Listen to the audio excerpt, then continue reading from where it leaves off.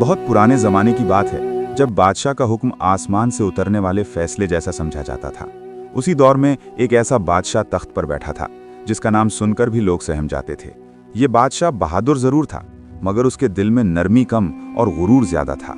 उसका मिजाज तेज़ था और गुस्सा ऐसा कि पल भर में भड़क उठता। वो अपने हुक्म को आखिरी समझता था और किसी सवाल या इख्तिलाफ को अपनी तौहीन मानता था। बादशाह को एक अजीब और खौफनाक शौक था। उसे कुत्ते पालने का शौक था, मगर आम कुत्ते नहीं। वो कुत्ते इतने बड़े और ताकतवर थे कि दूर से देखने वाला उन्हें शेर समझ बैठता। उनके जबड़े मजबूत, दांत तेज और आंखों में एक वहशी चमक थी। जब वो गुर्राते तो यूं लगता जैसे मौत खुद आवाज दे रही हो। उन कुत्तों को आम जगह नहीं रखा गया था। महल के पिछले हिस्से में ऊंची फसील के साथ लोहे की सलाखों से बना हुआ एक बहुत बड़ा पिंजरा था। यह पिंजरा इतना मजबूत था कि उसके दरवाजे खोलने में भी कई आदमी लगते। सूरज की रोशनी मुश्किल से अंदर पहुंचती और पिंजरे के अंदर हर वक्त एक वहशी सी खामोशी छाई रहती। कहते हैं जब दरिंदों को बंद करके रखा जाए तो वो और ज्यादा दरिंदा बन जाते हैं। यही हाल उन कुत्तों का था। वो इंसान की बू सूंघते ही बेचैन हो जाते, जमीन खुरचते, लोहे की सलाखों पर पंजे मारते और ऐसी खौफनाक आवाज निकालते कि सुनने वालों के रोंगटे खड़े हो जाते। बादशाह अक्सर खुद उस पिंजरे के पास आकर खड़ा होता। वो उन कुत्तों को देखकर मुस्कुराता, जैसे उसकी ताकत का अक्स उन जानवरों में झलक रहा हो। उसे यह एहसास खुशी देता था कि उसकी एक निगाह पर मौत किसी को भी मिल सकती है। फिर उसने एक जालिमाना कानून बना दिया। बादशाह ने दरबार में ऐलान करवाया, जो शख्स मेरी नाफरमानी करेगा, जो मेरी मर्जी के खिलाफ जाएगा या जिससे मैं नाराज हो जाऊंगा, उसे इन कुत्तों के पिंजरे में डाल दिया जाएगा। यह ऐलान सुनते ही दरबार में सन्नाटा छा गया। कोई बोल न सका, कोई सवाल न कर सका। शहर में यह खबर आग की तरह फैल गई। लोग एक दूसरे को डराते हुए कहते, जुबान संभाल कर रखो, एक लफ्ज गलत हुआ तो कुत्ते खा जाएंगे। यूं पूरी सल्तनत में खौफ ने डेरे डाल लिए। लोग गुनाह से नहीं, बादशाह के गुस्से से डरने लगे और इसी खौफ के साये में ये कहानी आगे बढ़ती है। इसी खौफजदा दरबार में, जहां हर शख्स अपनी जान बचाने के लिए खामोश रहता था, एक ऐसा शख्स भी था जिसका दिल अब तक वफा की डोर से बंधा हुआ था। वो शख्स बादशाह का वजीर था। एक ऐसा वजीर जिसने अपनी जवानी, अपनी अक्ल और अपनी पूरी जिंदगी बादशाह के नाम कर दी थी। ये वजीर कोई ओहदे का भूखा इंसान न था। वो उन दिनों से बादशाह के साथ था जब सल्तनत कमजोर थी, खजाना खाली था और दुश्मन सरहदों पर नजर जमाए बैठे थे। उसने बादशाह के साथ भूख भी देखी थी और इक्तदार की बुलंदी भी। 35 साल, ये कोई मामूली वक्त नहीं होता। 35 साल में इंसान अपने ख्वाब भूल जाता है, अपने घर वालों को वक्त नहीं दे पाता और अपनी ज़ात को पीछे छोड़ देता है। वजीर ने यही किया था। वो सुबह सबसे पहले दरबार में पहुंचता और रात सबसे आखिर में वापस लौटता। फैसले लिखता, मसाइल हल करता और बादशाह के गुस्से को भी बर्दाश्त करता।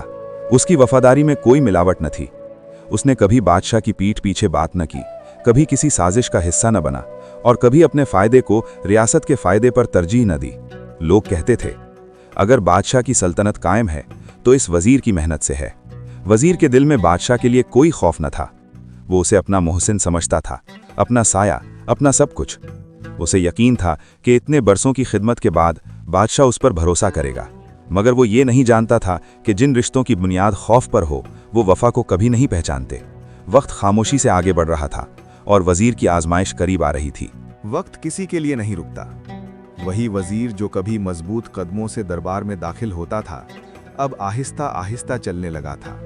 बालों की स्याही चांदी में बदल चुकी थी, हाथों में हल्की सी कपकपाहट आ गई थी और याददाश्त वो नहीं रही थी जो कभी उसकी पहचान हुआ करती थी। कभी किसी कागज पर तारीख गलत लिख देता, कभी किसी पैगाम में लफ्ज आगे पीछे हो जाता और कभी किसी फैसले की तफसील भूल जाता।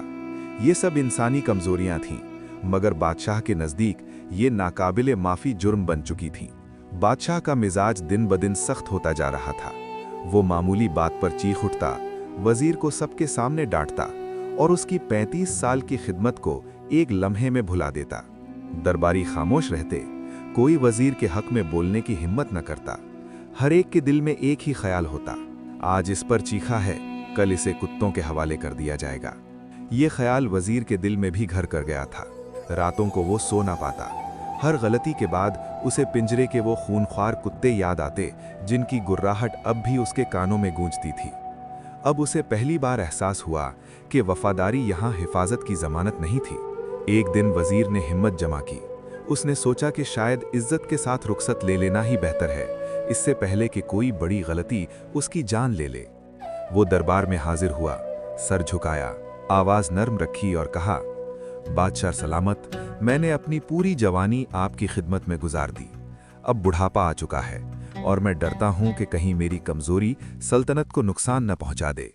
मेरी दरखास्त है कि मुझे इज्जत के साथ छुट्टी दे दी जाए। दरबार में खामोशी छा गई, सबकी नजरें बादशाह पर जम गईं। बादशाह ने सख्त निगाहों से वजीर को देखा, फिर कुर्सी से थोड़ा सा आगे झुककर बोला, नहीं, अभी नहीं, जब तक मैं चाहूंगा तुम यहीं रहोगे। ये अल्फाज वजीर के दिल पर पत्थर बनकर गिरे। उसने और कुछ कहने की हिम्मत न की, खामोशी से पीछे हटा और दरबार से बाहर आ गया। बाहर आकर उसकी आंखों में आंसू थे और दिल में एक अनजाना खौफ। वो जान गया था कि अब वो सिर्फ बेकार समझा जा रहा है, बल्कि कुर्बानी का जानवर भी बन सकता है।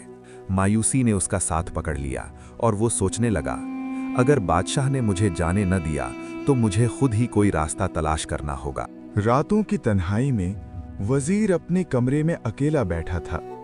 चिराग की मध्यम रोशनी में उसके चेहरे पर गहरे साए खेल रहे थे। दिल में खौफ, जहन में फिक्र और आंखों में मायूसी की झलक थी। वो सोच रहा था, मैंने अपनी पूरी जिंदगी बादशाह की खिदमत में दे दी। 35 साल वफादारी, अक्ल और मेहनत, और अब एक मामूली गलती मेरी जान ले सकती है। अगर मैं इसी रास्ते पर चलता रहा तो कुत्तों के पिंजरे का शिकार बन जाऊंगा। ये सोचकर उसने एक खामोश फैसला किया। जिंदगी बचाने के लिए उसे कोई ऐसा रास्ता तलाश करना होगा जो बादशाह को बुरा ना लगे और कुत्ते भी महफूज रहें। वजीर को याद आया कि दरबार में एक और वजीर था जो रोजाना कुत्तों को खाना देता और उनकी देखभाल करता था। यही मौका था। वजीर ने अगले दिन उस दूसरे वजीर से मुलाकात की, एहतराम के साथ सर झुकाया और कहा, भाई, मुझे तुम्हारी मदद चाहिए। कुछ दिनों के लिए मुझे कुत्तों की खिदमत सौंप दो। मेरा दिल चाहता है कि मैं खुद देखूं ये दरिंदे किस तरह पाले जाते हैं। दूसरे वजीर ने मुस्कुराकर जवाब दिया, ले लो, ये काम तुम कर लो। मैं तो कुछ अरसे से इन दरिंदों की देखभाल से थक चुका हूं। यही लम्हा वजीर के लिए उम्मीद की पहली किरण बन गया। अब वजीर रोजाना सुबह के वक्त पिंजरे के पास जाता, अपने हाथों से बेहतरीन गोश्त लाता, सफाई करता और कुत्तों के सामने नरमी और मोहब्बत के साथ खड़ा होता। वो उनके लिए सिर्फ खाना नहीं लाता था, बल्कि उनके जज्बात और नफ्सियात को समझकर उनके खौफ और गुरूर को नर्म करने की कोशिश करता था। दिन गुजरते गए, हफ्ते आए, महीने बीत गए। कुत्तों ने आहिस्ता आहिस्ता वजीर को पहचानना शुरू कर दिया। उनकी गुर्राने की आवाज़ें बदलने लगीं। आंखों में वहशत की जगह एक अजीब सी मानूसियत पैदा हो गई। पंजे अब धड़कने के बजाय नर्म अंदाज में ज़मीन पर फैलते और जब वजीर हाथ बढ़ाता तो वो उसका हाथ चाटने लगते।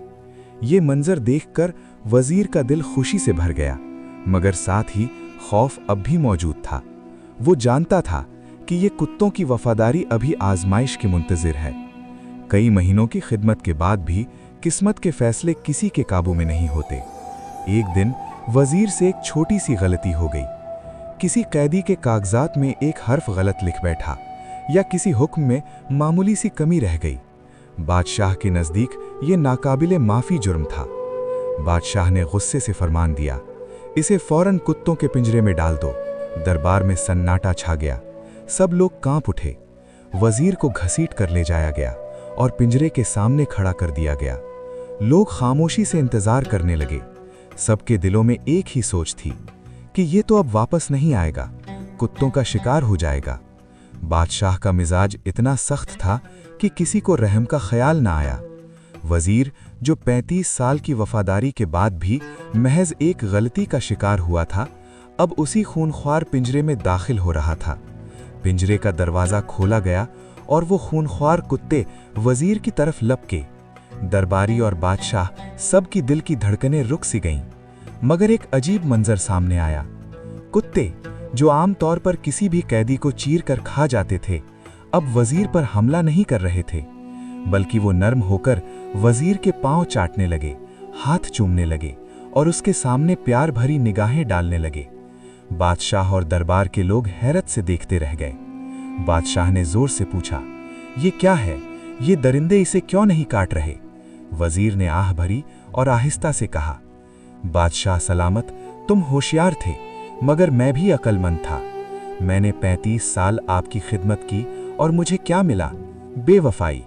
एक छोटी सी गलती पर मुझे इन कुत्तों के पिंजरे में डाल दिया गया।